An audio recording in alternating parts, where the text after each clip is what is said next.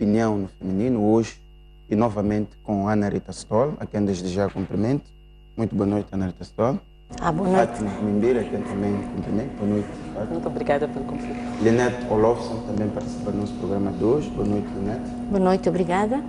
Muito bem, hoje vamos discutir dois principais temas, nomeadamente os 42 anos do acordo de Lusaka, que garantiu a independência de que os moçambicanos usufruem hoje, e no fim vamos discutir a nomeação do novo governador do Banco de Moçambique, Rogério Zandamela, que substitui no cargo Ernesto Gove, que ocupou a posição de governador do Banco de Moçambique durante 10 anos.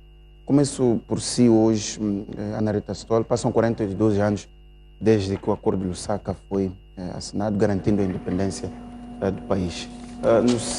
No seu olhar, como é que olha para o país nestes últimos 42 anos e quais são os desafios do futuro? Boa noite mais uma vez. É um prazer estar com o nosso público no dia em que celebramos a vitória, o 7 de setembro. É um tema interessante. Falar do acordo de Lusaka é falar do ponto de partida que garantiu que Moçambique efetivamente se transformasse num país livre e independente.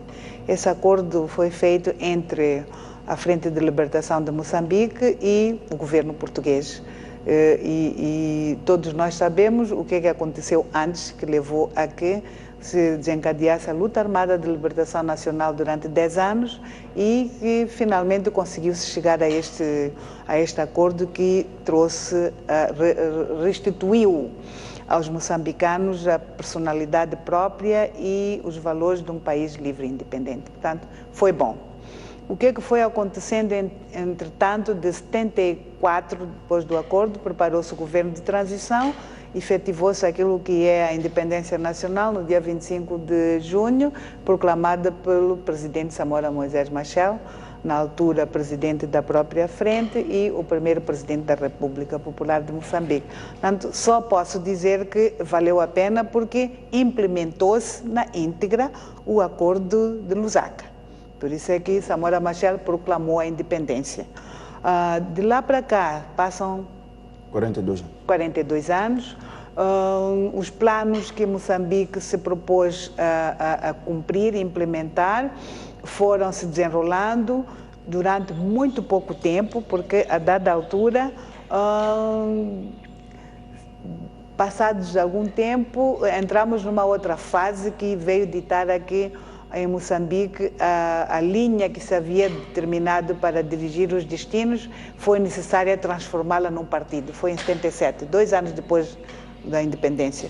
Daí que a partir de 77 começou uma nova etapa da história de Moçambique, em que a visão já era outra, que saímos da frente, que era uma frente de libertação de Moçambique, que congregava todo tipo de ideais, ideias e ideologias, e passamos a ter um partido que na altura era um partido marxista-leninista, que toda a gente conhece, porque os documentos existem, são históricos, e a Frelimo, na sua evolução, também foi emitindo documentos públicos que toda a gente pode hoje estudar e dizer e até se posicionar se concorda ou não com a Frelimo, que acho que isso demonstra uma liberdade e uma maturidade do nosso povo. Quanto às questões de desenvolvimento, não irei agora me aprofundar, mas apenas dizer que valeu a pena o acordo de Lusaka. Somos um país livre e independente, temos a nossa soberania, aprovamos a Constituição da República, que já foi revista e foi sempre aprovada por consenso, a primeira e a segunda, porque a primeira foi na Assembleia Popular, mas em 1990 aprovamos uma Constituição que introduzia o multipartidarismo no país, ainda não havia sequer, e foi através dessa Constituição de 90 que se abriu a porta para o multipartidarismo e surgiram vários partidos em Moçambique. Como eu já existia na minha juventude, acho que valeu a pena e tenho presenciado o que Moçambique é até hoje. Bem haja porque a soberania do país ainda existe, ainda temos um Estado moçambicano, comparativamente com outros países, nunca vimos problemas que pusessem em causa a soberania do Estado, mas temos problemas de desenvolvimento que são próprios. Ainda devemos falar dos desafios, nomeadamente as questões de desenvolvimento e a questão da instabilidade política. Fátima, concentrando-nos nestes últimos 42 anos, qual é o seu olhar? Bom, primeiro, saudar os telespectadores e agradecer esta oportunidade de estarmos aqui e felicitar a todos os moçambicanos pela celebração ou pela passagem deste dia da vitória, que infelizmente celebramos num momento muito mau, porque estamos perante uma situação de guerra, em que infelizmente como moçambicanos não conseguimos chegar a nenhum consenso para pormos um termo a esta situação que está a matar pessoas, está a criar prejuízos econômicos, e está a atrasar ou a retroceder todo aqueles avanços que nós registramos como país. E, portanto, é um momento que seria de alegria, são 42 anos, entretanto, não é de tanta alegria assim, mas penso que tem que ser um momento de reflexão, porque ao final de vários anos de luta, finalmente o colonizador e os moçambicanos chegaram ao acordo de que é importante ou a independência vai haver. Isso foi um avanço muito grande, um ganho que nos permitiu hoje estarmos num país independente, num país soberano, num país que tem tudo para dar certo. Tudo para dar certo. Infelizmente, há dinâmicas que vão para além disso. Portanto, o ponto importante é que nós nos libertamos do colono, depois entramos para uma outra guerra que felizmente também terminou em 92 e começamos a avançar para o desenvolvimento. Mas este problema depois da independência, entrarmos para um Estado de partido único, deixou as suas sequelas e até hoje nós sofremos um pouco as consequências disso. Aqui nós não nos libertamos muito daquela lógica político-partidária, não é tanto o país pelo qual nós lutamos, mas é muito pelo meu partido tem que estar lá. Então nós sentimos muito, acho que isto é um aspecto que 42 anos depois de termos conseguido uma vitória com a assinatura do acordo de Lusaka, nós devíamos já começar a pensar o nosso partido, sim, é lá onde nós concentramos os esforços, nos unimos, lutamos em conjunto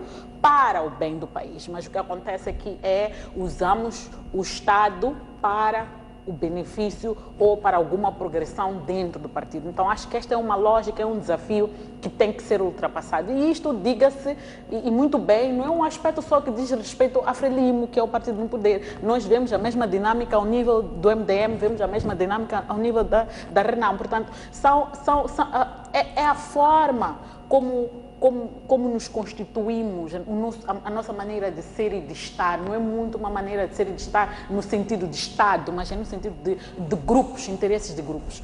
E eu posso dar aqui um exemplo que eu acho que é muito interessante, para sairmos da lógica da Frelimo, que penso que todo mundo conhece, mas olhemos hoje, por exemplo, o que acontece na província de Nampula, em termos na autarquia, onde a Frelimo é oposição. As questões que os outros partidos da oposição costumam levantar em relação à Frelimo estão a ser levantadas hoje em relação ao MDM.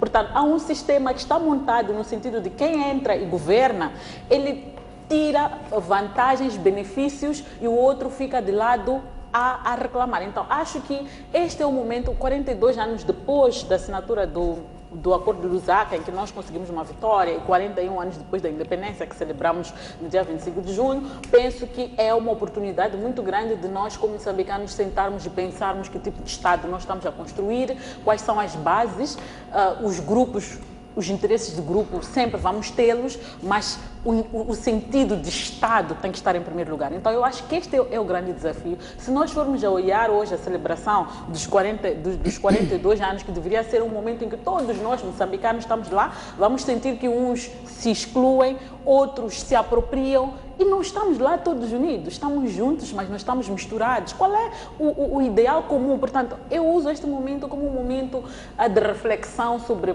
para onde é que nós vamos, como é que vamos, quais são os valores comuns que nós temos como moçambicanos. Muito recentemente, para mim, ficou clara a ideia de que nós não comungamos dos mesmos valores. Quando das informações sobre o governador do Banco Central que estava nas suas férias, enquanto uns chamavam os outros de invejosos, porque o governador do Banco Central tem todo o direito de férias, etc. E outros diziam, olha, no momento de crise, todos são chamados à contenção, ou seja, mais discreto, ou qualquer outra coisa. Portanto, claramente, nós não estamos no mesmo barco, não temos o mesmo sentido. Entretanto, tu quando vais a uma Suécia, uma ministra que usa um vintenzinho do bem público sente-se do tipo, bom, eu pisei na bola, então eu tenho que me redimir. Então eu acho que é um pouco esta reflexão que nós temos que fazer em momentos como estes, que infelizmente não temos muito para celebrar, porque estamos num momento de crise, que é um pouco resultado até de como nós construímos o nosso próprio Estado, como nós participamos. 42 anos. Linete, qual é o seu olhar? 74 acordos de Lusaka, 2016. Muito obrigado pela oportunidade de saudar aos colegas do painel e a todos os telespectadores e saudar também aos combatentes da luta de libertação nacional e da democracia. E também aqueles que perderam a vida em combate e os que foram tirados o direito à vida por pensarem de uma forma diferente. Portanto, eu ia talvez um pouco não fugir, mas ir um pouco mais para a história, não é? E é claro que a independência portanto, é uma longa aspiração do povo moçambicano. Hoje sentimos-nos recompensados pela luta que os nossos mais velhos tiveram, mas eu penso que o que nós esperávamos depois da independência era o quê? A liberdade. Sim, conquistou-se um país independente no mapa das nações, mas o que eu acho que falhou nos independentistas foi como a criação do nosso Estado. Portanto, nós saímos de uma ditadura fascista para uma ditadura marxista-leninista, que o próprio povo não entendia. E vermos uma outra questão, nós somos um Moçambique, acho que existem várias nações, no sentido étnico, cultural. Portanto, jamais aquela linha ideológica imposta ao povo moçambicano iria funcionar. E eu penso que isto foi uma pequena falha. E também penso que a própria Frelimo, portanto, os dirigentes da Frelimo retiraram-nos o direito à democracia, que é isso que nós estamos a falar, que é o ponto até hoje da discussão da nossa situação em Moçambique. E para dizer que, por exemplo, a Frelimo acabou com a PIDE, a Polícia Política PIDE da GS, mas depois da independência criou, portanto, o SNASP, que é hoje o CISE, que talvez muitos que estão dentro do CISE ainda têm aqueles ideais, aquelas formas, porque isto, o Estado do partido, é muito complicado. E criou-se realmente acima a contra-inteligência militar, não é? Que era conduzido pelo Dr. Lago de Dimo. Isto para dizer que, pronto, assinar o acordo de Lusaka também me vem uma outra, como é que eu vou dizer, uma outra lembrança no sentido de que o povo português, não é? Na prática, a Frelimo reconhecia ao povo português o direito a, como é que eu vou dizer, a um Estado democrático, o mesmo que não fez connosco. Portanto, onde eu vejo aqui algumas questões que, portanto, não foram muito bem solucionadas.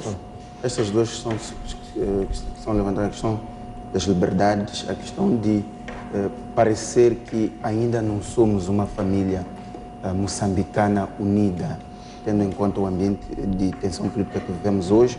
Hoje celebrou-se 42 anos de Acordo de Lusaka, que devia ser um acordo ou uma data agregadora de todos os movimentos políticos da sociedade civil, mas não é o que acontece. Qual é o seu entendimento? Estes 42 anos não foram suficientes para unir a família moçambicana, os 25 milhões de moçambicanos, apesar das diferenças que temos, mas em relação à independência e em relação àqueles que são os principais temas, as principais matrizes do país, estarmos todos encontrados por ele. Não foi suficiente fazer isto nestes 42 anos, ou a análise é outra? Foi suficiente, e até acho que comparativamente em termos cronológicos com qualquer outro Estado do mundo, nós estamos em plena construção de Estado e nação moçambicana. Pegar pequenos exemplos, nós temos uma bandeira que nos cobre, temos uma Constituição que todos juramos seguir, temos um hino que todos entoamos, fizemos todos, e tudo isso passou por onde devia passar, que é na Casa do Povo, aprovado por todos em consenso. Portanto, eu não quero acreditar que alguém diga que isso aí não é importante. Nós temos. 2, nós sabemos que o quão difícil é em algumas nações africanas a questão de tribo. Matam-se, há genocídios. Burundi, o Ruanda, nós conhecemos. E vamos dizer que o nosso país é um ganho, sim senhora. A questão da unidade nacional é um fenômeno que todos os moçambicanos prezam. Aqui não há cor, não há raça, não é? Não há tribo como tal, não é? Isso não põe em causa. Qualquer moçambicano sente-se dono de si em qualquer parte deste país.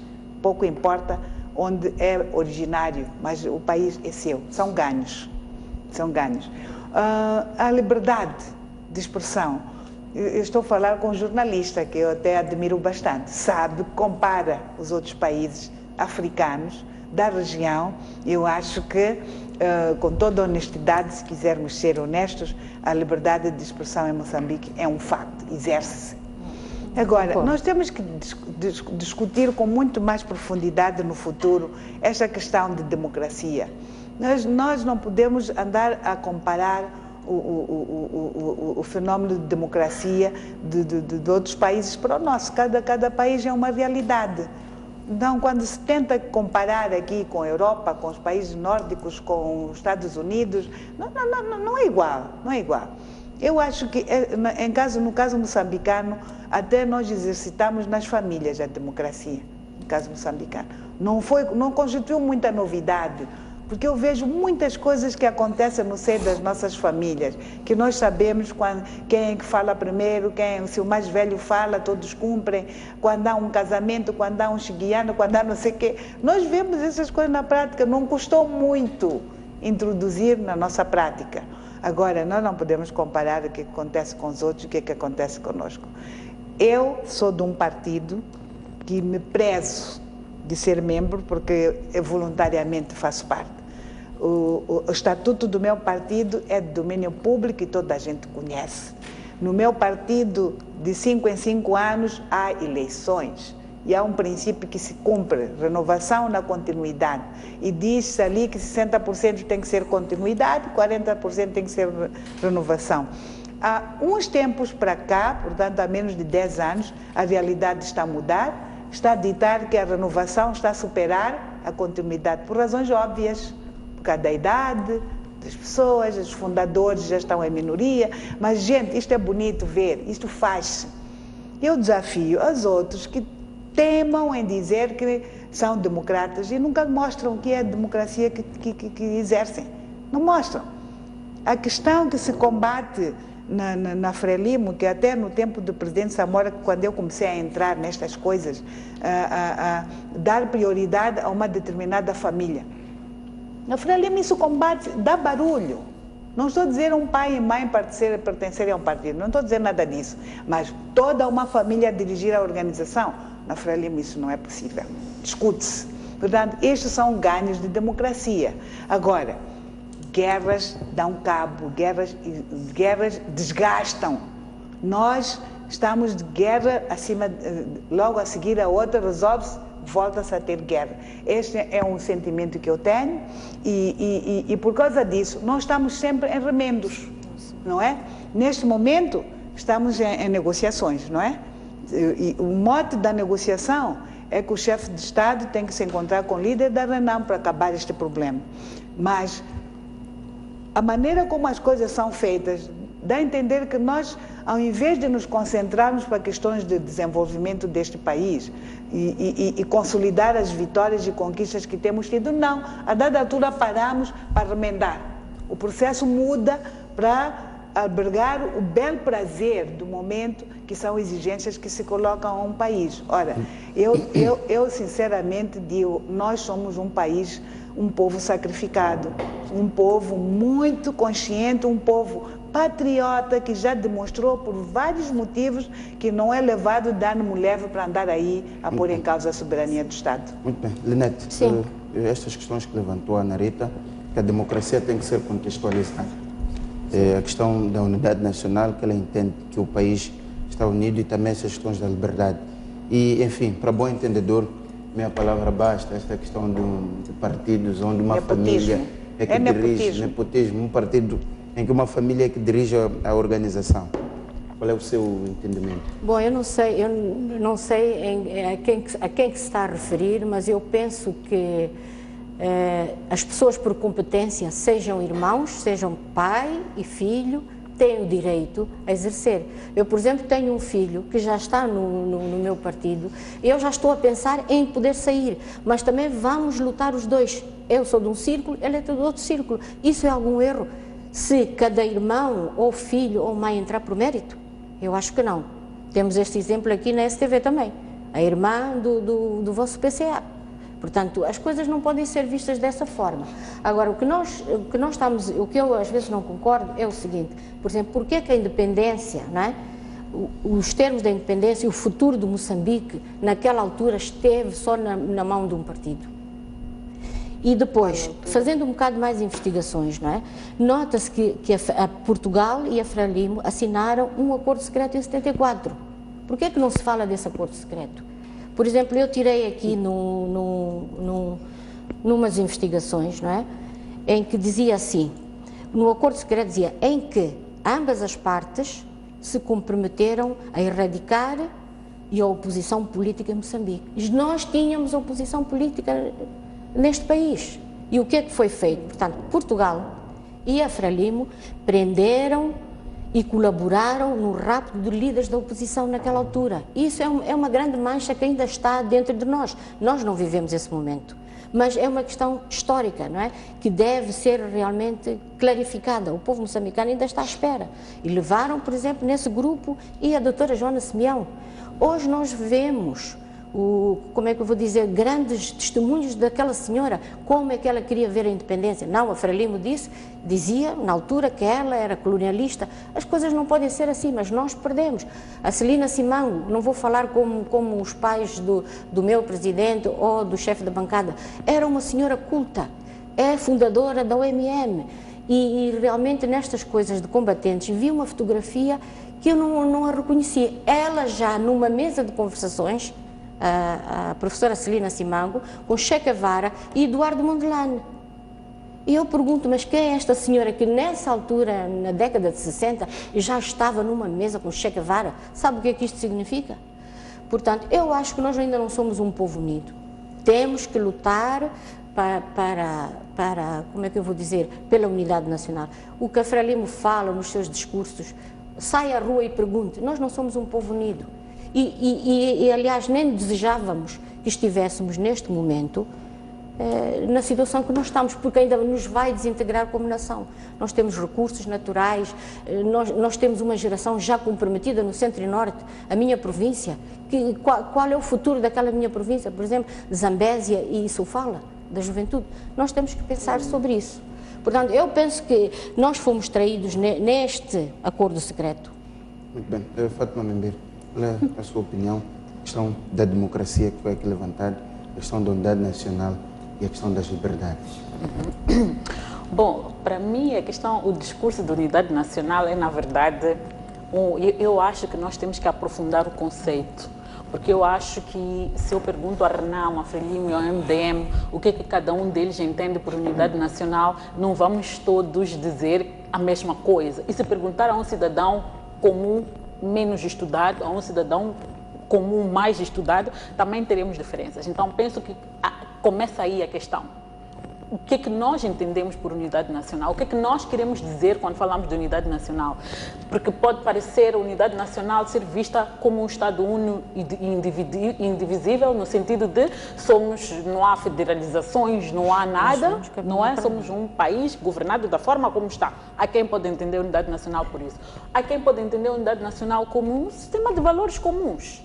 Nós somos um país que tem uma sociedade que tem valores comuns e nos guiamos por esses valores. E quem sai da linha desses valores tem a devida repreensão. Então, o que é que nós estamos a falar quando falamos de unidade nacional? Eu penso que o ponto de partida para qualquer discussão e neste processo de construção, que disse muito bem a doutora Nádia Stol, estamos num processo de construção e nós temos que primeiro estabelecer as bases, porque para onde é que nós estamos a ir nessa construção? Qual é o caminho que nós estamos a seguir nessa construção? Há muitas lacunas neste processo de construção. Algumas notas que eu tomei aqui, por exemplo, nós estamos a falar de um país em construção. Construímos reprimindo pessoas, reprimindo pensar diferente. Essa construção não, é aceitando pensar diferente, é trazendo esse pensar diferente, essas formas diferentes, aglutinando e pensando, usar esse diferente, porque se pensarmos todos igual, gente, nós não vamos a lado nenhum. Mas foi o que nós passamos depois da independência. Não vamos a lado nenhum. Então é preciso aceitar que há pessoas que hão de discordar conosco, é preciso pensar que há pessoas que hão de concordar conosco, é preciso usar as valências que nós temos. Desde que houve a independência neste país, investimos milhões e milhões de dólares. Pessoas, há uma tal geração 8 de março que se fala que foi de pessoas que tiveram que abandonar os seus estudos para começar a trabalhar para segurar este país. E outros tiveram que sair, tiveram que estudar fora, não sei o que foi o investimento que se fez. Mas nós temos muitos desta mesma geração que estão hoje como se não existissem. As soluções, penso que vamos falar sobre desenvolvimento, mas as soluções do desenvolvimento deste país não é buscando as diferentes visões, a contribuição dos diferentes, não importa se vem da Frelimo, se vem da Renamo, se vem da sociedade civil, se não tem partido nenhum. Não.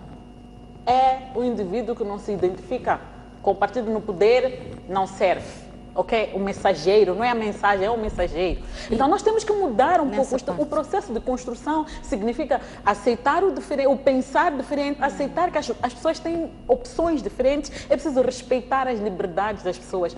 É um fato que nós, em termos formais, temos salvaguardado. Penso que temos das melhores constituições que salvaguarda, o Bill of Rights, é assim como se chama, não é? Temos melhores previsões legais de garantias de direitos na nossa Constituição e até nas leis ordinárias, algumas em que transferem, né, ou transcrevem, né, e detalham como é que esses direitos são exercidos. Mas vamos à prática, vamos à prática, vamos à realidade. É só olhar, por exemplo, como funcionam os órgãos públicos. Um órgão não pode debater questões da sociedade, não pode trazer 3 pessoas que pensam diferentes. Temos a nossa televisão pública, por exemplo, que hoje é um instrumento ideológico, na verdade, do pensar único, que é trazer uma mentalidade do tipo, o que se pensa, o que se quer passar ao nível do governo é aquilo. Não, é preciso pôr pessoas que pensam diferentes, que sejam da Renamo, da Frelimo. Aliás, até a nossa Constituição prevê que haja uma coisa que se chama de réplica pública, que significa que se o governo diz alguma coisa, os partidos da oposição, é obrigatório aos órgãos públicos trazer as perspectivas das outras forças que não são necessariamente do partido no poder ou do governo. Portanto, a construção tem que ser feita na diferença, tem que ser feita usando os recursos que nós temos, e nós temos muita gente, nós não precisamos ir ao FMI buscar, nós temos aqui neste país, temos gente pronta e preparada neste país, mas nós não usamos porque estas pessoas não se declaram ou não estão identificadas, porque estas pessoas têm indicações claras, filiações em partidos da oposição. Isto tem que mudar, 42 anos depois, isto tem que mudar. A verdadeira vitória nós vamos saborear quando eu puder decidir juntar-me a um grupo de moçambicanos e dizer nós vamos à rua como moçambicanos exercer a nossa cidadania e não termos polícia ali a intimidar-nos com blindados, não sei o quê, quando há uma zona em guerra que eles não conseguem ir lá e pôr a ordem. Quer dizer, aí sim, eu direi que sim, realmente nós temos vitórias para celebrar. Então, ainda temos um longo caminho pela frente, reconhecendo que temos avanços. Não estou aqui a dizer que não temos avanços, muitos, mas esses avanços, no final do dia, alguns deles ficam mas ainda há muitos desafios escondidos por detrás desses aspectos. Não, eu queria acrescentar, porque qualquer ser humano, qualquer Estado, merece ser independente, e a independência de um ser humano, de uma sociedade, é muito importante. Portanto, esses valores foram retirados aos moçambicanos depois da independência. O que é que custava, por exemplo, fazermos umas eleições? Eu nem posso comparar, nem devo comparar, não é, as outras andanças que eu tive nos países com mais de 60 anos de independência. Eu sei muito bem o país que eu tenho e é preciso criar, mas com estas barreiras todas, não é? Portanto, eu penso que houve uma traição da parte da Frelimo depois deste acordo secreto, onde o acordo dizia, onde o governo português e a Frelimo comprometeram-se em neutralizar todos os racionários. Aqueles racionários, nós ainda temos que saber, tínhamos lá muitos doutores, com muitas cabeças. Portanto, é uma questão que ainda nos preocupa, pelo menos a mim me preocupa ainda. Muito bem. Ana Rita Sousa, qual é o seu comentário em relação a esta questão? De forma resumida, se calhar podemos dizer o déficit da construção de um Estado dentro das diferenças existentes. Acha que o nosso Estado ainda é aberto e o pensamento diferente, não só das forças políticas, da sociedade civil e de outras organizações, elas fluem? Acha que a nação está encontrada nesse sentido? Honestamente falando, o grande déficit aqui é mesmo de entendimento. A Fátima dizia agora que falar de unidade nacional devíamos dizer em que contexto, e deu um exemplo de valores comuns. Ela pôs esse como exemplo. E eu acho que é esse mesmo pelo qual nós sempre nos debatemos. Vamos preservar aquilo que é comum entre nós. E aceitar as diferenças. E aceitar as Mas parece diferenças. que nós ainda não identificamos aquilo que é comum entre nós. Eu acho que já, eu dei exemplos. Como é que nós conseguimos aprovar uma bandeira em um hino nacional? Nós não corrigimos o hino nacional na Assembleia? Nós não corrigimos, deixe-me terminar. Sim, não, mas a questão da bandeira é uma questão que... A bandeira também não é porque a Frelimo não quer. Não, o Marcelino dos Santos saiu à rua a dizer que não podia, porque nós não queremos a arma. O meu problema aqui também com a colega bandeira. Tem mágoas próprias. Eu já disse desde o princípio, quando vim para este debate, eu não vim representar nenhum partido. Sim. Eu vim como cidadã. No dia que quisermos fazer debate para defender o partido, o meu partido há de decidir quem vem, o município faça carta e convite. Porque eu não quero entrar nesse debate. Tenho muita coisa para dizer daquilo que a colega Lisete está a dizer, a Linete. Mas vamos discutir ideias. Não acordo secreto, nós todos lemos, nós todos investigamos, nós todos temos informação, cada um na sua maneira, e no dia que é para debater isso, município, eu acho que pode-se debater isso. E a colega há de ter debate de igual. Não vejo nenhum problema sobre isso. O acordo secreto está dentro do 7 de setembro. Não vou. Sim, vamos discutir essa questão da construção do Estado. Estamos na construção do Estado. Vamos debater questões de construção do Estado. Já falamos em termos de valores que nós devemos considerar comuns. Eu acho que vamos debater este assunto que nós achamos que há um handicap. Porque para exercer uma cidadania em pleno, para a democracia ser plena, temos que ter em mente esses valores de unidade nacional que vêm como pilares da nossa Constituição. E nós sabemos que a Constituição da República de Moçambique é dinâmica. Nós também sabemos isso. Agora, ao longo deste processo todo, o Estado depara-se com questões que põem em causa o próprio desenvolvimento. Também já foi aqui dito. Saímos de guerras pós-guerra. Com esse tipo de problemas, faz com que muitas questões fiquem retardadas, não restam dúvidas.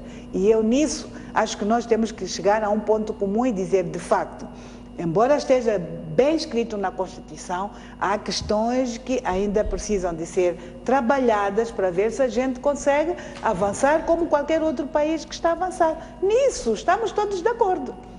Agora, se queremos analisar, como eu dizia, por quê?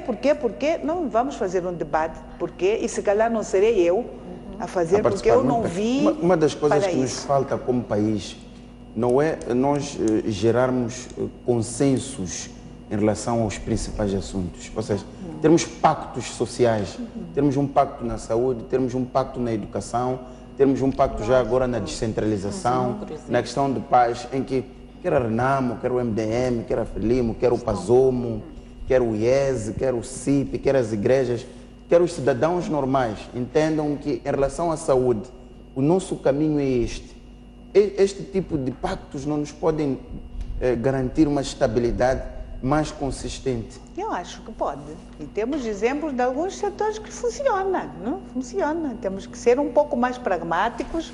a administração pública tem que ser mais direta para com os cidadãos, tem que haver critérios mais transparentes de participação pública dos cidadãos, que são os administrandos, têm que se sentir donos do seu destino. Isso já discutimos várias vezes, dizendo que nós temos leis muito bonitas, mas temos problemas graves de aplicação. Agora, porque o nosso debate tem que ser abstrato, acho que é mais correto, nós não falamos nada em termos de A ou B, mas dizer que há muita coisa que nos chama a atenção, que para o país funcionar, andar da maneira como todos nós queremos, tem que haver maior espaço para a participação de todos nós. Como? De acordo com a lei, tem várias maneiras. Se é assim como a gente quer ou não, podemos corrigir. E para corrigir temos que ter consenso. Mas um consenso, primeiro que tem que haver entre nós, é a revisão da Constituição, que já debatemos muitas vezes aqui, que 2 partidos representados no Parlamento querem, mas um não quer. Então, se não há revisão da Constituição, estamos aqui a perder tempo. Nós somos um país desenvolvido, a ciência, está aqui a Fátima, é um exemplo disso. Se há uma Constituição, nós dizemos que queremos alterar para as coisas andarem bem. Estamos há 1 ano a dizer, altera ou não altera? Altera ou não altera? E se não alterarmos, amigos, não há nada, não se muda nada, vai ser tudo como está e vamos continuar sempre a reclamar que não há. Agora, o melhor exemplo de liberdade de opinião é esta que estou a ouvir aqui. Noutros países não se fala desta maneira. Mas graças aqui a em Moçambique, 16 anos. que haja graças a não sei o que, também pode ser graças à Linete, mas há liberdade. Há liberdade, aqui fala-se à vontade. E não está nenhuma polícia ali para mandar calar seja qualquer um de nós. Então, se eu não reconheço que isso é um valor, então nós vivemos neste mundo. Muito bem, Mas também há que reconhecer que a situação, à medida, por exemplo, que caminhamos para o interior deste país e há a documentação. Quando eu digo a documentação, isso está registrado em várias publicações, por exemplo, o MISA, Moçambique, já que faz a monitoria da liberdade de expressão, não só na perspectiva da imprensa, mas inclusive na perspectiva do cidadão. Há relatos muito claros de que há cidadãos que, por exemplo, na governação anterior, bastava um cidadão se rebelar ali e ir dizer alguma coisa, apresentar uma queixa que há um administrador que não cumpre as suas obrigações ou há um comandante da polícia ou qualquer coisa, dia seguinte é chamado ali e sofre as sanções, não é, decorrente do exercício dessa liberdade que a Constituição nos dá. Portanto, o ponto aqui é que, como eu disse, reconhecendo que nós temos um Bill of Rights muito bem estabelecido na nossa Constituição, mas o problema é a própria implementação e, sobretudo, o fato de nós não termos, inclusive, instituições que garantem o exercício disso. Por exemplo, eu acho que se nós tivéssemos instituições que realmente estão ao serviço do interesse público, a manifestação que houve há 2 semanas da sociedade civil, que foi minada de polícia e não sei o quê, seria essa instituição a vir e condenar. Que, olha, isto é uma ilegalidade, claramente a intimidação. Embora tenham estado ali de forma discreta, não sei o quê, mas a descrição toda desaparece no momento em que você vê blindado. Houve sim, mas o ponto é sobre o espectro, não é, de ameaça. Portanto, e estava mais do que claro que ali não era nenhum tumulto e a ideia, né, era essa de exercermos a nossa cidadania como moçambicanos. Portanto, o ponto são instituições fracas, na verdade, são instituições enfraquecidas, porque se nós formos a olhar as pessoas que compõem ou integram estas instituições, os instrumentos legais que existem nestas instituições, têm tudo para serem fortes e desempenharem o seu papel, mas não o fazem porque estão enfraquecidas. Enfraquecidas porque por um lado, a questão da autocensura é muito importante.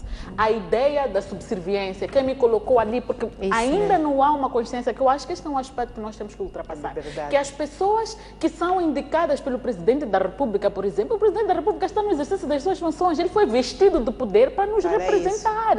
Ele nomeia as pessoas, não da sua vontade ou para representar os seus interesses, mas para representar os interesses dos moçambicanos. E as pessoas que se colocam ali tem que ter consciência disso e exigir isso. E chegar ao ponto, esta é a 2ª ou 3ª vez que eu vou dizer isto neste programa, chegar ao ponto de dizer, se vocês não me deixam trabalhar, eu atiro a toalha. Então, apareçam 5, 10. desculpem-me, o 25º, eles vão ter que sentar e dizer, olha, definitivamente vamos deixar essas pessoas trabalhar. Portanto, por outro lado aqui, não é só a questão do poder político, das pessoas que compõem o poder político, mas é também um pouco a nossa própria consciência, nós como cidadãos moçambicanos, com esta vitória que tivemos em 74, com esta independência que tivemos e com a paz que alcançamos em 92 e que agora está beliscada por causa desta situação de guerra, nós não nos emancipamos, não nos emancipamos, ainda estamos naquela lógica de é partido que manda, não é partido que manda, a Constituição é clara, o Presidente da República que vem de um partido político, ele é vestido de poder para representar os moçambicanos, portanto você ali não está a representar os interesses do Presidente da República, se ele cometer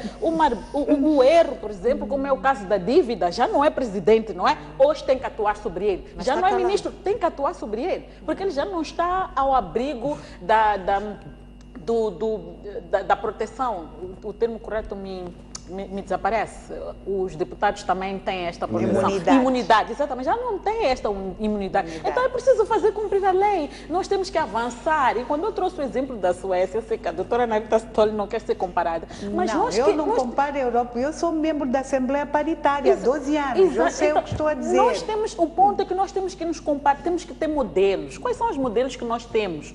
Quais são os exemplos que nós temos? Vamos à Nigéria, nós queremos nos comparar às Nigérias? Não, claro que não. Queremos os bons, queremos ser iguais aos bons. Então, penso que nós temos que lutar para sermos os melhores entre os piores, não é? Sermos os melhores entre os piores. E cada vez mais tentarmos chegar nos bons entre os bons. Então, eu penso que temos que começar a construir isso e temos que olhar os modelos à nossa volta. A questão aqui não é comparar que os outros são muito... Houve um processo até chegarem lá. A Europa hoje, com a democracia que tem, foi um processo. Houve repreensão, houve lutas, pessoas morreram, tal como nós morremos aqui e hoje estão como estão. É um processo, mas nós, como cidadãos moçambicanos, eu penso que esta é a mensagem principal que eu deixaria aqui na celebração do Dia da Vitória. É que nós, como moçambicanos, temos que nos emancipar, temos que perder o medo. O poder está nas nossas mãos. Não é por acaso que de 5 em 5 anos se lembram de ir atrás de nós e pedir os votos. Então, não é utopia, é uma realidade. E olha, mas que eu queria dar uma... hoje são as realidades da manhã. Ora, somos independentes hoje, ontem era utopia. Então temos que começar a construir realidades que hoje aparentemente são utopias. Depois temos que olhar mesmo para questões de desenvolvimento dos desafios daqui para frente. Sim, exatamente. Poderei entrar por aí. Mas nesse aspecto, para mim, o conflito que nós temos hoje no Estado moçambicano, com os moçambicanos, começa no artigo 10 do Acordo Secreto. Desculpe, está aqui e vou ler. O Estado português e a Frente de Libertação de Moçambique cooperarão na detenção e neutralização de agentes racionais subversivos. A nossa desavença como seres humanos... Deixa-me falar. Eu acho que começamos por aqui e voltando um bocado para a questão dos símbolos. Eu era deputada na altura, nós fizemos uma revisão dos símbolos. E uma coisa que nós, quando vamos para a Europa, nós somos um partido civil, e quando vamos à Europa, a juventude dos filhos do moçambicano que fugiram de Moçambique por causa do sistema do Partido Único, hoje perguntam-nos, mas por que é que vocês ainda têm uma arma na bandeira? O que é que nós fizemos? Nós temos ali as várias bandeiras que nós aprovamos, mas bastou o Sr. Marcelino dos Santos sair à rua, naquela rua de Angola, Avenida de Angola, a disse claramente que não se ia mexer o símbolo, e não se mexeu. Isto é unidade nacional? Qual é o problema? Nós queremos que tenha fora. Agora, para terminar, não é, sobre as Forças Armadas, realmente... eu gostaria de dar aqui uma contribuição, porque as Forças Armadas é uma entidade num Estado que merece respeito, que, pronto, já passamos aquelas lutas todas, mas o que nós estamos a assistir aqui é totalmente diferente. Há falta de uma geração de, como é que vou dizer, de novos líderes nesta área. Por exemplo, há uns 2, 3 meses, quando estivemos aqui, vimos umas pessoas que foram trocadas. Eu acho que ali, para um concurso de peso, acho que muitos ali ganhavam. Portanto, o que nós desejamos é que também que as Forças Armadas sejam, portanto, uma instituição de paz, mas nós vemos precisamente ao contrário. mais violência, mais investimento no material bélico. Portanto, é preciso capacitar as Forças Armadas para estes momentos de paz ou de defesa. Muito bem, vamos fazer um breve intervalo, já um pouco tarde. Voltamos dentro de instantes para discutirmos a nomeação do novo governador do Banco de Moçambique. Até já.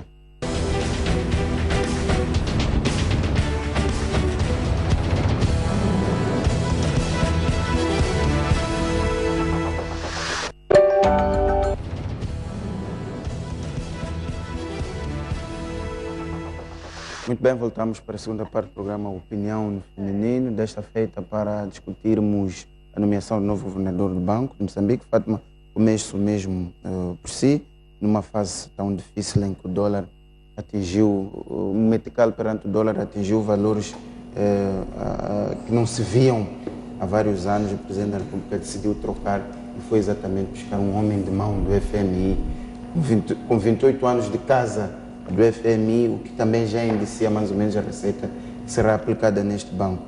Como é que acha que esta nomeação, olhando para o perfil da pessoa que está a ocupar o cargo, pode de alguma forma devolver a estabilidade da economia? Até porque, isso é preciso provar, mas desde que este governador foi nomeado, o metical perante o dólar começou a se fortificar. Sim. Bom, talvez começar por dizer que a economia ela é movida por expectativas. Então, a partir do momento em que há mudanças na gestão do Banco Central, que na verdade é aquela instituição responsável pela estabilidade da moeda. Exatamente. O que há de acontecer é realmente que as coisas mudem um pouco. Os agiotas, não é, que de certa forma criam esta situação da instabilidade da nossa moeda, começam a ficar um pouco receosos, de tipo, bom, o que é que vai acontecer daqui a pouco? Não sabemos muito bem, então eles próprios se retraem. Assim que eles encontrarem a zona de conforto, a situação há de voltar um pouco ao normal. Portanto, eu penso que aqui há duas leituras que podem ser feitas. Uma é esta de que, bom, como uma pessoa que tem esta experiência toda de trabalho ao nível internacional e ligada ao FMI, por um lado pode ajudar o país a recuperar aquilo que é a confiança, porque conhece todos os... Foi esse que ele apontou como a principal tarefa. Ele conhece todos os meandros, digamos assim, das relações com as instituições de Bretton Woods e outras instituições internacionais. Portanto, ele conhece, tem experiência, trabalhou em vários países e ajudou até em alguns países que tiveram dificuldades, como é o caso do Brasil, a encontrar uma certa estabilidade. Acho que a experiência que ele traz pode ser uma grande valia para aquilo que é a situação do país. Mas eu entendo, por outro lado, que se formos a olhar para aquilo que é a atuação, é normal o fim de um ciclo, porque o GOV termina um ciclo. Ele foi nomeado pelo Guebuza, fez os seus 10 anos este ano, era normal, naturalíssimo que ele fosse removido. Agora, a questão é a escolha, quem foi escolhido para substituí-lo. O ir buscar alguém de fora, que não está dentro do país, que está mais ligado a questões internacionais, pode ter duas abordagens. Uma que é esta que já referimos, mas a outra é porque ele não está dentro das influências que os outros estavam. Se formos a olhar aquilo que é a atuação, o GOV fazia parte do elenco anterior composto pelo Maleano. Um homem de dentro do banco. Dentro do banco, que conhece as fragilidades, que está metido até o pescoço com todos os aspectos que, de certa forma, de ingestão que nos levam um pouco a esta situação. Se formos a ver, em 2010 houve uma crise. Quer tirar um pouco esta influência política e trazer soluções técnicas e não administrativas para resolver os problemas, e é isso que será quer. Agora, uma coisa que eu acho que é muito importante, que este novo governador, terminando o meu tempo, tem que dar primazia, é a questão do envolvimento. O Banco Central sozinho não vai fazer nada. É preciso olhar para as várias forças que a sociedade tem e regular o setor financeiro. Porque se nós estamos a dizer que é preciso produzir e o setor financeiro está-se nas tintas, desculpa-me o termo, porque o setor financeiro não está nem um pouco preocupado com o setor agrícola, é preciso que ele olhe para formas de incentivar o setor financeiro a ir por dinheiro. Porque não vamos dizer que é porque o setor financeiro tem o setor agrícola tem muitos riscos. Na África do Sul não tem riscos Por que a África do Sul produz e nós não produzimos? A nossa banca faz muito mais lucro aqui. A banca faz mais lucro aqui na SADC, em Moçambique, do que na África do Sul. Entretanto, financiam o setor agrícola. Então, qualquer coisa não está bem aqui. Então, acho que o governador tem um pouco esse desafio de realmente... Ana Rita, Rogério Zandamela tem um perfil certo para dar uma contribuição importante nestes tempos difíceis na economia? Tem. De resto, o chefe de Estado, quando foi investido, disse no discurso que ia pugnar, ia dar primazia à valorização do moçambicano, dos quadros moçambicanos, dos recursos humanos, e ia fazer todos os possíveis para tornar uma sociedade mais inclusiva. Então, eu acho que vai dando exemplos. Já fez com a composição do seu governo, agora vai dando exemplos com várias empresas que chegou o momento de renovação dos órgãos sociais das várias empresas públicas que já estiveram lá, já fizeram os mandatos e estão de saída. A preocupação de muitos é quem vai, que é normal também.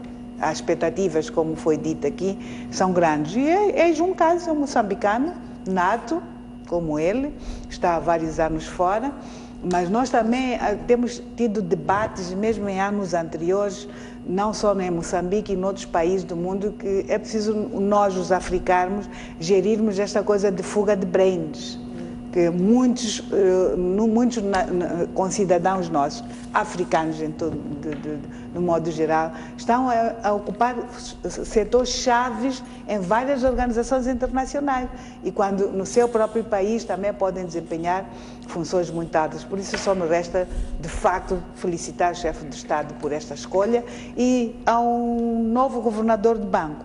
Eu acho que ele tem que procurar hiperbolizar aquilo que são as coisas boas que foram feitas até agora, o resto já foi dito, não é? Dar mais qualidade, dar mais quantidade, dar mais valor àquilo que de facto Moçambique precisa neste momento, primeiro para sair do problema que está, segundo para reconquistar a confiança, terceiro para dar a esperança nos moçambicanos que bons dias virão. Muito bem. Lembrar que ele é moçambicano antes de ser funcionário do FMI. Já disse isso. Linete, um minuto mesmo. Poxa, já se fala tudo. Não, eu só tenho a desejar, não é, que corra tudo bem, mas também o sucesso do novo governador não dependerá só dele, mas de vários fatores à volta da economia e mesmo da equipa que ele for a criar dentro, não é? Portanto, acho que o setor privado, as pequenas, médias empresas também têm um desenvolvimento na questão econômica, que deve ser aproveitado. Portanto, são vários setores que o devem ajudar. Muito bem. E a mudança de atitude, claro.